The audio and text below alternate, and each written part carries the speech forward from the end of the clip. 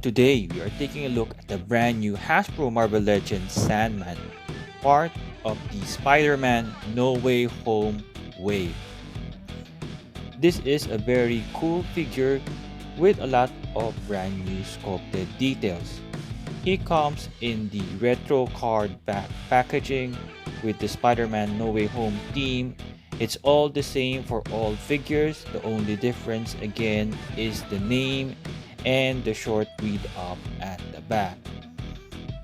But all the elements of the packaging is the same. Among the other figures, this is the one that comes with a lot of accessories. He comes with a complete pair of alternate hands, and he does look like the somewhat less humongous Sandman.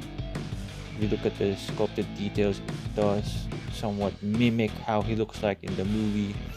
What's nice about this figure is there's so much texture in his body, and there is a lot of shading. It's not like the usual plain plastic color that we get from like Iron Man. Now we can see that there are some dark washes here and there. Even his elbows have some sculpted details of some grainy sandy light. From the back you see like darker shades. This is a really good figure. Like, I don't know whether they can use this mold ever again, because it is very unique to this particular character. But one thing I noticed is when you move some parts, which I understand, that part cannot be sculpted because it would like scratch each surface from the upper torso and the lower torso, so that's understandable. He can extend his arms that far. He doesn't have a butterfly swivel, but he does have the regular bicep swivel, double jointed pinless elbows right here. He comes with this pair of closed fist hands when he comes out of the packaging, and it can hinge forward and back. He has an upper thigh swivel, double jointed pinless knees, and the uniquely sculpted feet that he has can hinge forward and back. He doesn't have a waist swivel, but this is a well-detailed action figure.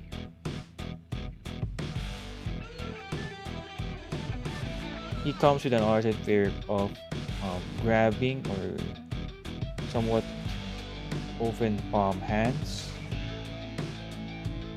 sculpted as well with the sandy details and some shading.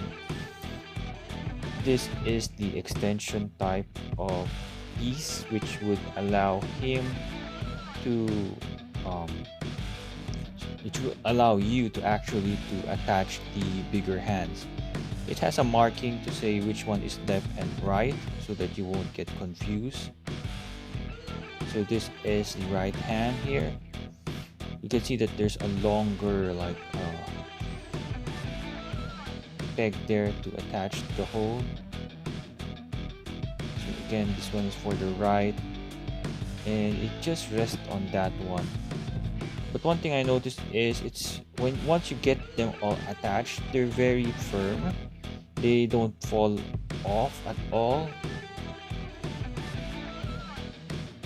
Comparing him to the recent retro Marvel Comics Sandman here, it's the similar type of gimmick wherein you have like sand extensions here so that he can hold the bigger parts when he shaped his body into a weapon. For this one, I find it hard to figure out which one is the left and the right. So maybe there's no left or right for it though. Surprisingly, this is a good figure, but the problem I have with mine is I don't know whether I need to push harder to plug in the accessories, but it is very loose. That was not a problem for this particular Sandman here, wherein everything is tightly fitted. This one, I don't understand why it feels so loose. Probably you just need to heat it up or adjust it. You can switch the parts as well. The bad thing though is it's expected that the colors would be different. It can work if you for the comic book, but not for the new one because the shades of sand is different. But for the comic book, it's okay. It's not noticeable because yeah, there's most of his flesh tone is hidden. So it's like he just transformed everything to sand. It can work.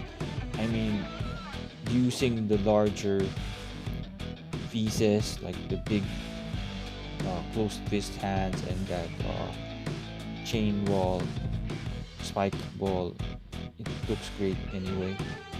Switching over the heads, unmistakably you cannot do this. It doesn't make sense. It doesn't match at all.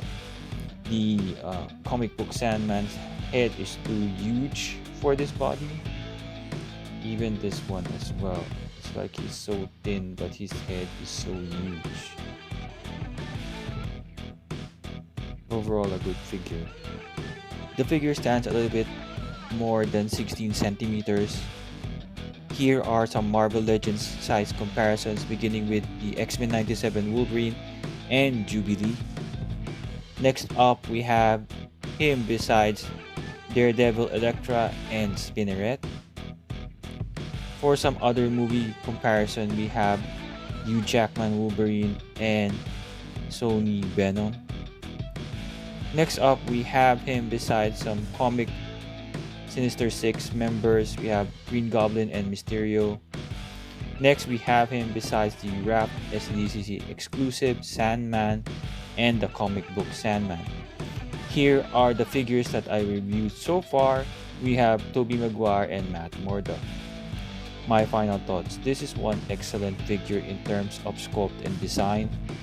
I believe the tooling for this particular wave is allocated more for this figure because the amount of detail and the amount of accessories that this one has.